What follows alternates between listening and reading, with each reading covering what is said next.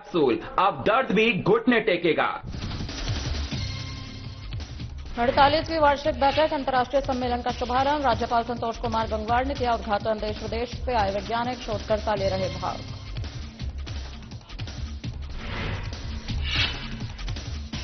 रांची में बजट पूर्व गोष्ठी 2026-27 का आयोजन। सीएम हेमंत सोरेन ने की अध्यक्षता। गोष्ठी में वित्त मंत्री समेत कई अधिकारी हुए शामिल।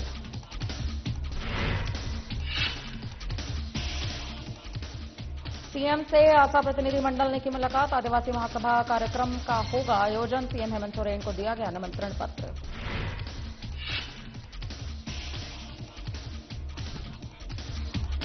धनबाद में बार एसोसिएशन की अनिश्चितकालीन हड़ताल शुरू। रास्ता बंद किए जाने से नाराज अधिवक्ता। हड़ताल से न्यायिक कार्य पूरी तरह से ठप।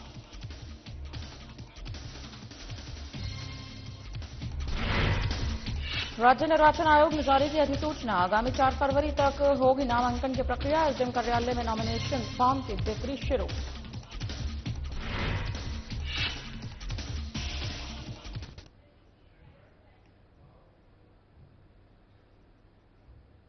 नमस्कार, झारखंड की अहम खबरों में आपका बहुत बहुत स्वागत है। मैं हूं आपके साथ आश्रुति वोहरा। बुलेटिन का आगाज करेंगे। जमशेदपुर में XLRI ऑडिटोरियम में 48वीं वार्षिक बैठक और 3 दिवसीय अंतर्राष्ट्रीय सम्मेलन का भव्य शुभारंभ हुआ। इस कार्यक्रम का उद्घाटन झारखंड के राज्यपाल संतोष कुमार गंगवार ने मुख्य अतिथि के रूप में दीप प्रज्वलित कर किया। ये कार्यशाला एनवायरमेंटल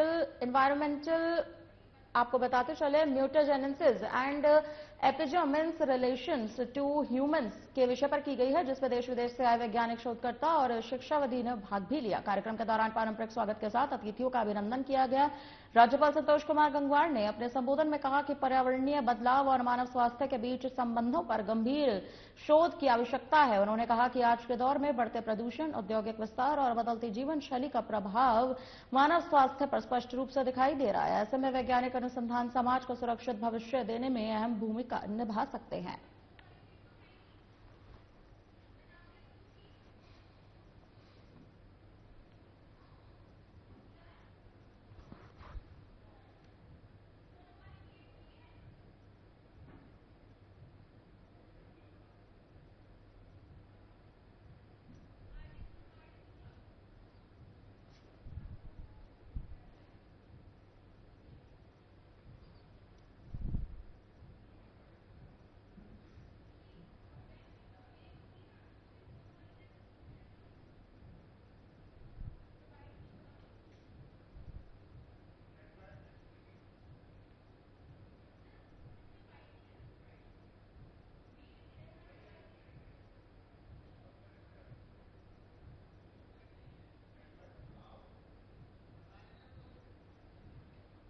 सीएम हेमंत सोरेन की अध्यक्षता में प्रोजेक्ट भवन में बजट पूर्व गोष्ठी 2026-27 का आयोजन किया गया। झारखंड सरकार आगामी वित्तीय वर्ष के ओम बजट का निर्माण कर रही है। बजट पूर्व गोष्ठी में वित्त मंत्री सहित कई अधिकारी भी शामिल हुए।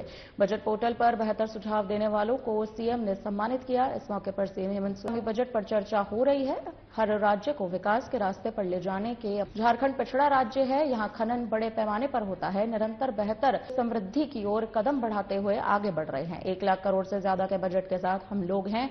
आने वाले समय में इसमें वृद्धि होगी। कई नीतियां ऐसी होती हैं जो अलग अलग क्षेत्रों को प्रभावित, स्पोर्ट्स, एजुकेशन के आधार पर संरचना कर हमारा फोकस है।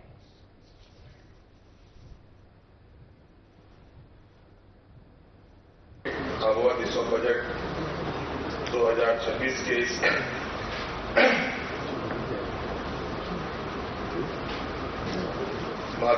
हमारे साथ मंच पर उपस्थित वित्त मंत्री हमारे सहयोगी राधा किशोर जी, राज्य विकास आयुक्त अजय कुमार सिंह जी, वित्त सचिव प्रशांत कुमार जी और सचिव अमित कुमार जी और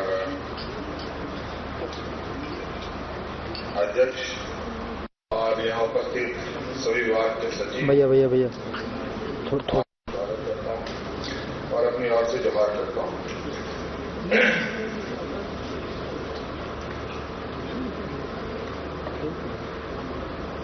राज्य का बजट कैसे हो इस पर आज विशेष चर्चा है और काफी दिनों से ऑनलाइन सुझाव भी मांगे जा रहे हैं और कई संस्थानों के साथ हम लोगों ने अपना सहयोगी के रूप में उनसे परामर्श भी लिया और कई चीजें उभर के भी आई हैं और आ भी रही होंगी।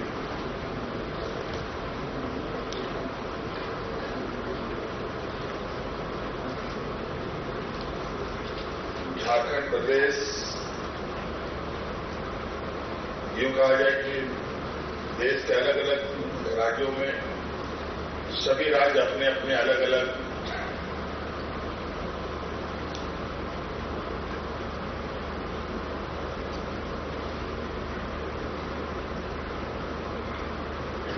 कहा जाए कि अलग अर्थव्यवस्था, अलग कार्यशैली, अलग अलग व्यवस्थाओं के साथ चलती है। हर राज्य के अपने अपने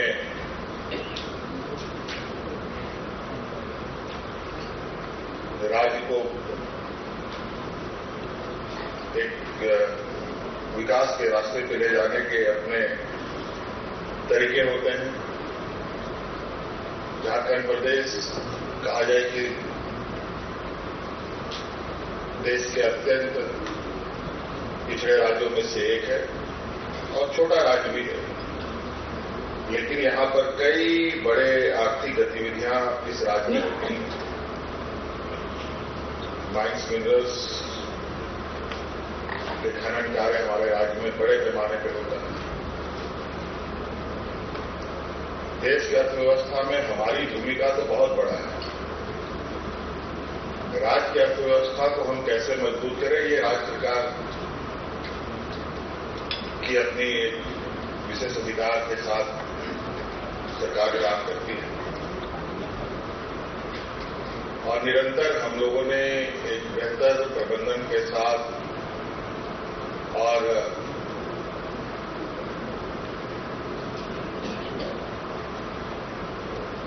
आर्थिक समृद्धि की ओर भी हम लोग कदम बढ़ाते हुए निरंतर आगे बढ़ रहे हैं। और क्योंकि ये नया राज्य भी है, ये 25वां साल झारखंड का चल रहा है। 1 लाख करोड़ से अधिक के बजट में आज हम लोग हैं और मुझे लगता है कि ये आने वाले समय में ये लगातार इसमें वृद्धि भी होगी, क्योंकि डिमांड भी उसी तरीके से है।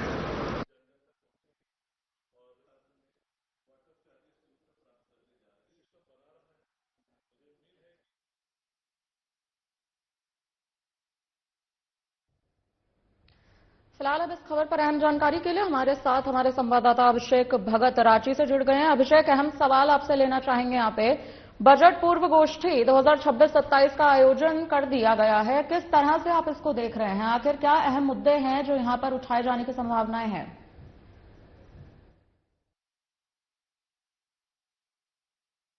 अभिषेक, आप हमें सुन पा रहे हैं?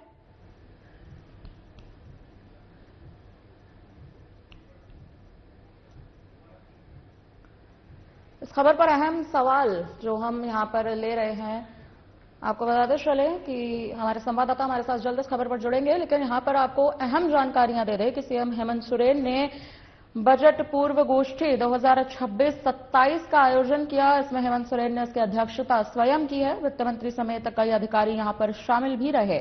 बजट पोर्टल पर बेहतर सुझाव भी दिए गए। वहीं आपको जानकारी देते चले, सुझाव देने वालों को सीएम ने सम्मानित भी किया है। आपको बताते चले, सीएम हेमंत सोरेन की अध्यक्षता में प्रोजेक्ट भवन में बजट पूर्व गोष्ठी 2026-27 का आयोजन किया गया। झारखंड सरकार आगामी वित्तीय वर्ष के लिए अबुआ दिशोम बजट का निर्माण कर रही है। हमारे साथ हमारे संवाददाता एक बार फिर जुड़ चुके हैं। अभिषेक भगत हमारे साथ जुड़े हैं रांची से। अभिषेक, अहम सवाल आपसे लेंगे यहाँ पे। बजट पूर्व गोष्ठी 2026-27 का आयोजन किया गया है, स्वयं हेमंत सोरेन ने इसकी अध्यक्षता की है। आप किस तरह से इसको देख रहे हैं? आखिर कितना अहम हो सकता है ये राज्य के विकास के लिए और तमाम अहम मुद्दों के लिए? जी बिल्कुल, देखिए कि झारखंड विधानसभा का बजट सत्र जो है वो 18 फरवरी से शुरू हो रहा है और 24 फरवरी को झारखंड विधानसभा में बजट को जो है पेश किया जाएगा। यानी कि 26-27 का जो बजट होगा और बजट से पूर्व जो गोष्ठी हुई है और जिस तरह से अगुआ बजट करके देखा जाए तो जो राय लिया गया है लोगों को, साफ तौर पे आप देखेंगे कि आज बजट से पूर्व जब गोष्ठी हुई तो मुख्यमंत्री हेमंत सोरेन और वित्त मंत्री राधाकृष्ण किशोर सहित कई बुद्धिजीवी जो है वहां पर शामिल थे और एक पोर्टल के माध्यम से जिस तरह से बजट से पूर्व जो राय लिए गए, लोगों ने अपनी अपनी जो सुझाव दिए और कई बुद्धिजीवी वर्ग के लोग भी इस बजट वहां पर शामिल हुए। तो साफ तौर पे जाहिर सी बात है कि बजट से पूर्व इस बार के बजट में क्या कुछ होगा और इसको लेकर जो है अपनी अपनी राय दी गई कि कैसे झारखंड को डेवलप किया जाए, बजट क्या होगा, बजट का प्रारूप क्या होगा, रूपरेखा क्या होगी। तो साफ तौर पे आप देखेंगे कि कई ऐसे नीति है और इसी को लेकर जो है इस बार के बजट में आप देखेंगे तो खास तौर पे झारखंड क्षेत्र में देखेंगे एग्रीकल्चर को लेकर, स्पोर्ट्स के सेक्टर कर कई आधारभूत संरचना है और इस पर जो है खास तौर पे फोकस किया जाएगा ताकि जो अर्थव्यवस्था है वो कैसे मजबूत हो इस दिशा में और पूर्व के बजट से और बजट का प्रारूप जो है वो बढ़ाया जाएगा। तो ऐसे में देखना होगा कि आज की जो बजट से पूर्व जो गोष्ठी का जो आयोजन किया गया, जो आगामी बजट पर जो खर्च होगा उस पर साफ तौर पे चर्चाएं की गई। कई विकास के नए रास्ते खुलेंगे। पिछड़ा राज्य है, हालांकि खनन बड़े पैमाने पर है और समृद्ध झारखंड है। तो ऐसे में कहा जाता है कि अगर देखेंगे तो बजट से पूर्व जो संगोष्ठी का आयोजन हुआ इसमें तमाम कई बुद्धिजीवी मंच से बहुत बहुत धन्यवाद आपका इस पर अहम जानकारी के लिए। फिलहाल अब देखा जाए तो हेमंत सोरेन ने जिस तरह से इस पूरी बैठक की अध्यक्षता की है, बजट पूर्व गोष्ठी 2026-27 का आयोजन यहां पर किया गया है। फिलहाल इस पर अहम जानकारी के लिए बहुत बहुत धन्यवाद आपका अभिषेक जी। खबरों में आगे बढ़ेंगे, अब अहम खबरों के साथ चलेंगे। मुख्यमंत्री हेमंत सोरेन से कांके रोड रांची स्थित मुख्यमंत्री आवासीय कार्यालय में all Adivasi Students Association of Assam यानी कि आसा के एक प्रतिनिधिमंडल ने मुलाकात की। इस अवसर पर मुख्यमंत्री को प्रतिनिधिमंडल में शामिल सदस्यों ने आगामी 1 फरवरी को आसाम में आयोजित आदिवासी महासभा 2026 कार्यक्रम में सम्मिलित होने के लिए आमंत्रित किया गया। इस अवसर पर मंत्री शमरा लिंडा, All Adivasi Students Association of Assam Central Committee के अध्यक्ष रेंजन होरो, उपाध्यक्ष डेविड तर्की, उपाध्यक्ष अमरजीत केरकेटा, उपाध्यक्ष अल्बर्ट ओरिया सहित अन्य सदस्य शामिल रहे।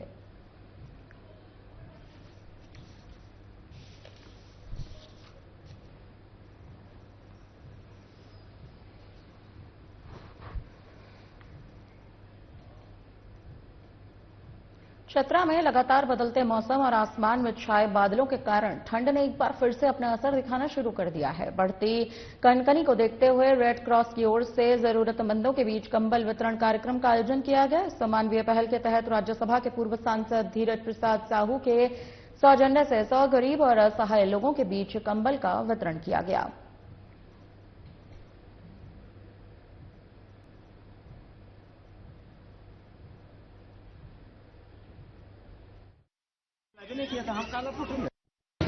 राज्यसभा सांसद धीरज प्रसाद साहू के द्वारा प्रत्येक वर्ष गरीबों के बीच में कंबल का वितरण किया जाता है। इसी के तहत रेड क्रॉस में इस बार भी कंबल वितरण किया गया है। इसमें 100 से अधिक गरीबों को कंबल मुहैया कराया गया है, जबकि अभी उम्मीद है कि जितने भी कुछ और जरूरतमंद आएंगे उन्हें भी कंबल दिया जाएगा। राज्यसभा सांसद के द्वारा हर साल धीरज प्रसाद साहू के द्वारा हर साल कंबल का वितरण किया जाता है। इस साल भी हजारों कंबल वितरण किया जा रहा है। इसके पहले भी वार्डों में कंबल बांटा गया है, प्रखंडों में भी कंबल बांटा गया है और उम्मीद है कि और भी जहां कमी है वहां आने पर कंबल वितरण किया जाएगा। ये तमाम जो है धीरज प्रसाद साहू पूर्व राज्यसभा सांसद के सौजन्य से बांटा जा रहा है। आज चतरा नगर परिषद के लिए अध्यक्ष पद के लिए मैंने नॉमिनेशन अपना नाम से कर दिया और हमारा इसके पहले हम नगर परिषद उपाध्यक्ष पद थे कार्यरत और उसके पहले हम 2 बार वार्ड पार्षद भी रहे। किसी प्रकार का नगर परिषद में हमारा दाग भ्रष्टाचार का नहीं रहा 17 वर्षों में और इसी मुद्दा को लेकर जो हमारा विकास काम जो रुका हुआ था इसी को आगे बढ़ाने के लिए चतरा के जनता से हमारा अपील होगा। मैं वार्ड नंबर 13-17 का आरओ हूँ और मेरे कार्यालय में आज एक नामिनेशन पत्र बिका है, वो वार्ड नंबर 16 का है।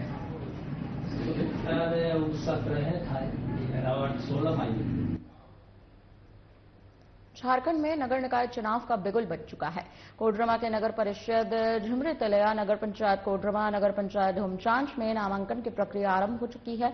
जिला उपायुक्त ऋतुराज लगातार इसकी खुद मॉनिटरिंग भी करने में जुटे हैं, तो वहीं अध्यक्ष और वार्ड पार्षद उम्मीदवार फॉर्म खरीद रहे हैं। पुलिस सुरक्षा में जुटी है, जिसका जायजा हमारे कोडरमा संवाददाता अंकुर कुमार गोस्वामी ने लिया है।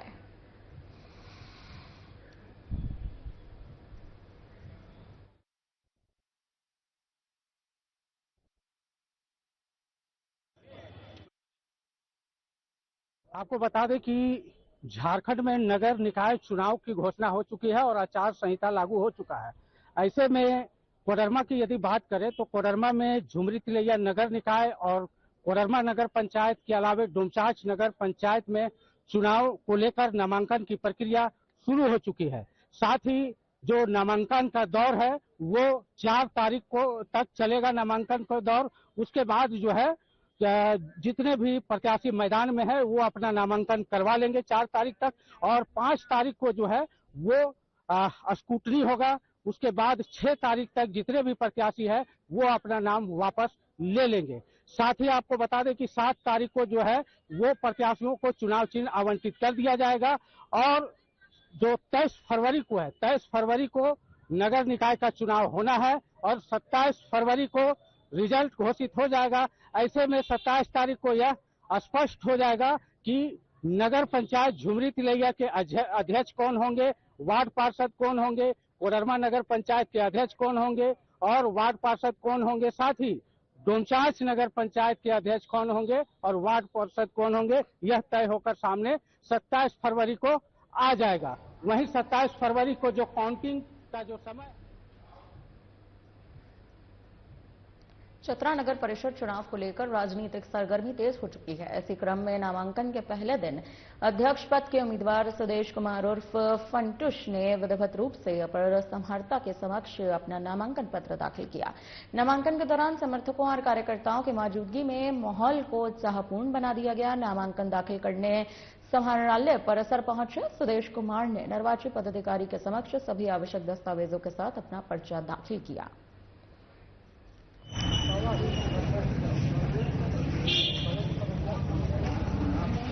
आज चतरा नगर परिषद के लिए अध्यक्ष पद के लिए मैंने नॉमिनेशन अपना नाम से कर दिया, और हमारा इसके पहले हम नगर परिषद उपाध्यक्ष पद थे कार्यरत, और उसके पहले हम 2 बार वार्ड पार्षद भी रहे। किसी भी प्रकार का नगर परिषद में हमारा दाग भ्रष्टाचार का नहीं रहा 17 वर्षों में, और इसी मुद्दा को लेकर जो हमारा विकास काम जो रुका हुआ था उसी को आगे बढ़ाने के लिए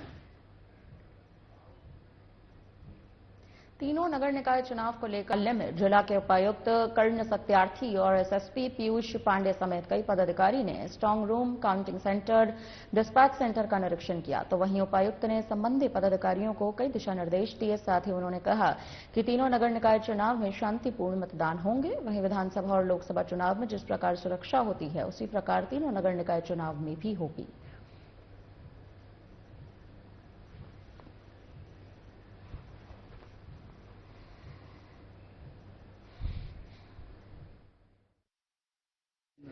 रूम्स जो तीनों नगर निकायों के लिए और स्ट्रांग रूम्स तीनों नगर निकायों के लिए ब्लॉक परिसर में जो हमारे 2 गोडाउन्स हैं उसमें बनाया जा रहा है। तो सारी तैयारियां जो है पूर्ण कर ली गई हैं, उसको जल्दी ही कार्य यहाँ प्रारंभ हो जाएगा।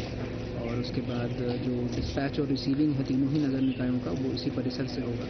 पर्सनल जो है हमारी उनकी ट्रेनिंग सेक्टर मजिस्ट्रेट्स की जो हमारे पोलिंग पर्सनल होंगे उन सभी का शेड्यूल रेडी कर लिया गया है। और सभी जो कोषांग हमारे हैं सभी ने पूरे इंटेंस तरीके से काम स्टार्ट कर दिया है। तो हम लोग उम्मीद कर रहे हैं कि शांतिपूर्ण और फ्री एंड फेयर ढंग से तीनों नगर निकायों में चुनाव संपन्न। सुरक्षा की बात देखिए, जैसे हमारे आम निर्वाचन जो लोकसभा विधानसभा के होते हैं जिस प्रकार की सुरक्षा उसमें होती है उसी प्रकार की सुरक्षा नगर पालिका आम निर्वाचन में भी होगी। और जितने भी हमारे पोलिंग स्टेशन हैं मानगो नगर निगम में, जिक्सवे नगर परिषद में और चाकुलिया नगर पंचायत में सभी पोलिंग स्टेशन पर भी सुरक्षा होगी। हमारा जो स्ट्रांग रूम होगा उसको जमशेदपुर में स्वर्ण महासंघ ने उपायुक्त कार्यालय के सामने यूजीसी के खिलाफ विशाल धरना प्रदर्शन का आयोजन किया, जहां शिक्षा बचाओ भविष्य बचाओ के जमकर नारे लगाए गए। आपको बता दें कि यह कार्यक्रम स्वर्ण महासंघ द्वारा आयोजित किया गया था, जिसमें बड़ी संख्या में लोग शामिल हुए और यूजीसी के खिलाफ जमकर नारेबाजी कर केंद्र सरकार के खिलाफ विरोध जताया।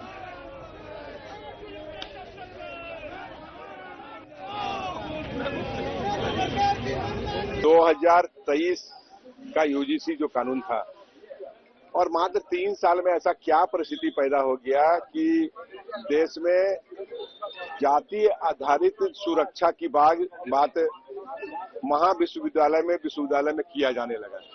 पहला सवाल तो मेरा यही है कि 3 साल में ऐसा क्या हो गया स्वर्ण समाज के जाति के द्वारा कि इतना बड़ा कानून में फेर लाने की आवश्यकता पड़ा, जहां की देश की एक बड़ी आबादी जो अपने को असुरक्षित महसूस करने लगे, खासकर ऐसे वर्ग जो कि देश का मेरुदंड है।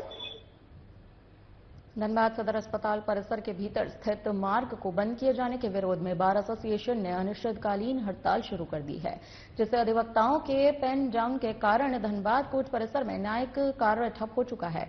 न्यायालय आने वाले आम वादकारियों को भारी परेशानियों का सामना करना पड़ रहा है। बार एसोसिएशन के अनुसार सदर अस्पताल परिसर से होकर बार भवन तक आने जाने का एक महत्वपूर्ण मार्ग वर्षों से अधिवक्ताओं के आवागमन और वाहन पार्किंग के लिए उपयोग में था। हाल ही में जिला प्रशासन ने उक्त रास्ते को बाउंड्री वॉल निर्माण कर पूरी तरह से बंद कर दिया, जिससे अधिवक्ताओं के साथ साथ आम नागरिकों को भी गंभीर असुविधा हो रही है।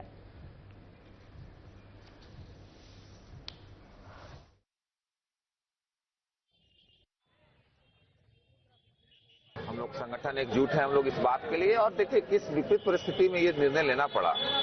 ये पार्किंग का जो इश्यूज है वो आज का नहीं है। हम लोग बड़ा पेशेंस रखे, बहुत धैर्य रखे। एक कोर्ट कैंपस में भी कुछ अस्थायी व्यवस्थाएं है, समुचित व्यवस्था तो है नहीं, आप देख ही रहे होंगे। हॉस्पिटल में प्रशासन के द्वारा अस्थायी रूप से सब प्रशासन के पदाधिकारी थे, सिविल सर्जन थे, उन लोगों के द्वारा भी हम लोग अस्थायी रूप से पार्किंग के लिए बात हुई थी और कमिट भी किए थे उन लोग। आयकर विभाग की अनुसंधान शाखा ने जमशेदपुर समेत झारखंड के कई जिलों में एक साथ छापेमारी की है। बाबर राइस मिल समूह से जुड़े लोगों के यहां ये छापेमारी पहल शुरू की गई। करीब 1 दर्जन से अधिक स्थानों पर यह छापेमारी चल रही है।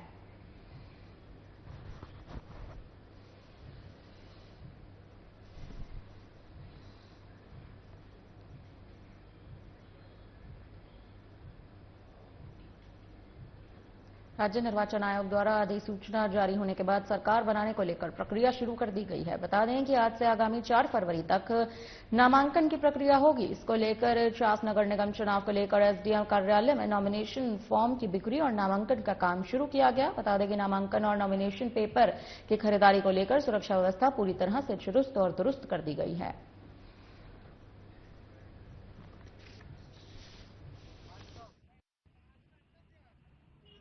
जी, तो हम लोगों का बहुत अच्छा तैयारी है। आज से नामांकन हमारा शुरू हो गया है। सभी फॉर्म, सभी रजिस्टर हमारे पास उपलब्ध हो गए हैं और हमारी 3 लोगों की टीम है जो नामांकन पत्र लोगों को दे रही है। लोग यहाँ पे आके कभी भी ले सकते हैं। अभी तक लगभग 25 लोग लेके जा चुके हैं और काफी अच्छी संख्या में लोग आ रहे हैं। देखने को अच्छा लग रहा है। हमारी तैयारी पूरी है। यहाँ पे 6 आरओ हैं, एक हम मेयर के लिए हैं और बाकी वार्ड पार्षद के लिए हैं। सबके पूरी टीम 10 से 15 लोगों की टीम सबके पास तैयार है। गेट पे हमारा ड्रॉप गेट और बैरियर सब तैयार है। पुलिस की पूरी व्यवस्था है। 6 मजिस्ट्रेट हर जगह पे लगाए गए हैं, तो पूरी तैयारी है। सबको मालूम है कि चास नगर निगम के नामांकन प्रक्रिया शुरू कर दी है, जो 29 जनवरी से लेकर 4 फरवरी तक रहेगा और नामांकन केंद्र एसडीओ ऑफिस चास को बनाया गया है। एसडीओ चास आरओ है। सुरक्षा की मुकम्मल व्यवस्था की गई है और इस परिसर के 100 मीटर के दायरे में नगर निकाय चुनाव के अंतर्गत जगसलाई नगर परिषद चुनाव 2026 को लेकर जमशेदपुर प्रखंड मुख्यालय में लोगों ने नामांकन पत्र खरीदा। वहीं नामांकन पत्र खरीदने के बाद लोगों में उत्साह देखने को मिला। वहीं कई महिलाओं ने ये कहा कि काफी सालों बाद ये चुनाव हो रहे हैं और चुनाव लड़ने का मौका भी मिल रहा है, ताकि हम लोग अपने अपने क्षेत्र के विकास के लिए तेजी से काम कर सकें।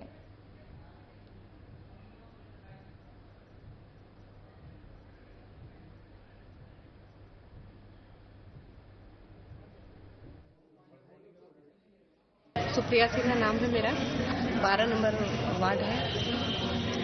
पहली बार चुनाव लड़ रहे महिलाओं को ज्यादा भागीदारी, कैसा लग रहा है आपको? अच्छा ही लग रहा है, बस ये अंदर से लग रहा है कि कुछ करें महिलाओं के लिए, अपने वार्ड के लिए। पहली बार चुनाव हो रहा है, क्या समस्या को लेकर आप जनता के पास जाइए? समस्या अपने यहाँ मतलब drainage system, road, light.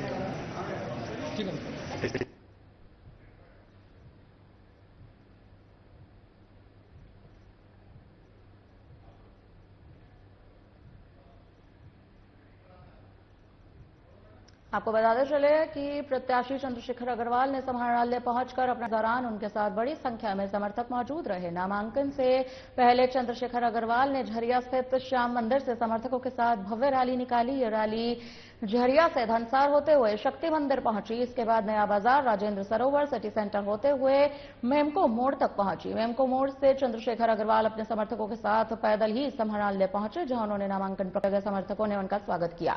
Media से बातचीत करते हुए चंद्रशेखर अग्रवाल ने कहा कि पूर्व में मेयर रहते हुए उन्होंने जनता के हित में कई विकास कार्य किए, जिसे धनबाद की जनता भली भांति जानती है। उन्होंने विश्वास जताया कि उन्हीं कार्यों के आधार पर जनता एक बार फिर उन्हें सेवा का अवसर देगी।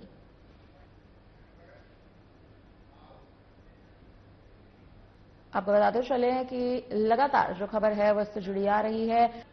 फिलहाल के लिए अब इस बुलेटिन में इतना ही। मुझे दीजिए इजाजत। नमस्कार।